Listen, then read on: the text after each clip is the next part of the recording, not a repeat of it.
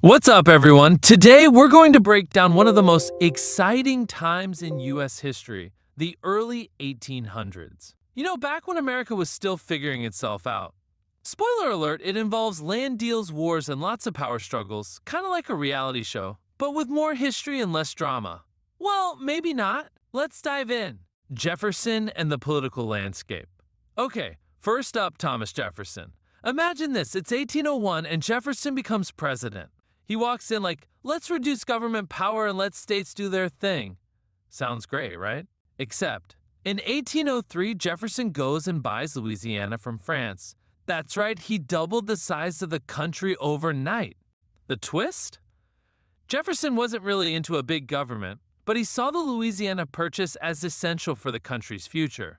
This wasn't just land, this was America's big break. You could say it was like winning the lottery, but with way more land and less confetti. But hey, sometimes you need to bend the rules a little for the good of the country, right? The War of 1812 and its aftermath. Then came the War of 1812. This was America's reality check. We were going toe-to-toe with Britain. Why?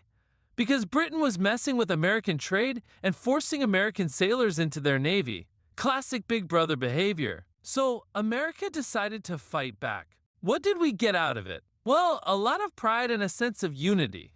After the war, we entered what was called the era of good feelings. It sounds peaceful, right? But underneath, the U.S. was still dealing with some serious growing pains. But here's the kicker. While we were dealing with the war, we also became more self-reliant. We couldn't depend on Britain for trade anymore, so we started building our own industries. Boom! The market revolution was born. The market revolution. Speaking of the market revolution, let me tell you, this was like the U.S. hitting a growth spurt. Factories started popping up in the north like mushrooms after rain. And in the south, cotton became king.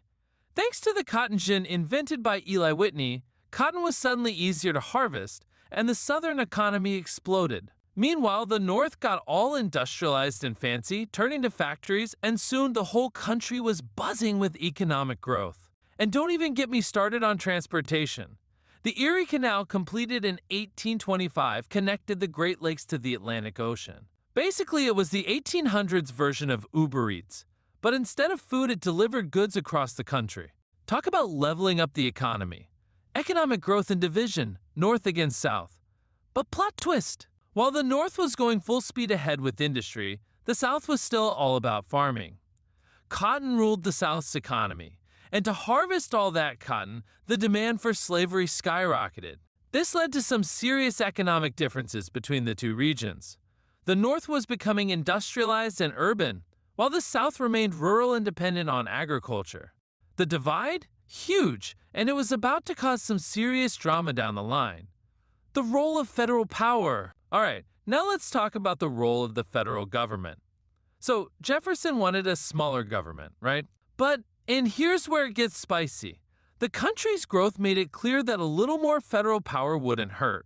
Like, you can't manage a growing nation with just a state-based system. In 1819, we got the McCulloch v. Maryland Supreme Court case, where the court ruled that the national government could create a national bank. This was a big deal because it gave more power to the federal government and set the stage for future fights over power between the states and the federal government.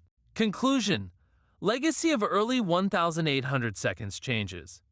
Now, looking back, the early 1800 seconds were like the perfect storm of growth and conflict. The Louisiana Purchase and the War of 1812 helped shape the country's borders and national pride.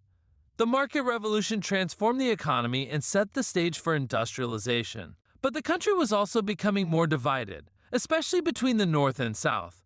This divide would eventually lead to some pretty intense conflicts in the future. The early 1800s weren't just about changing land or new inventions.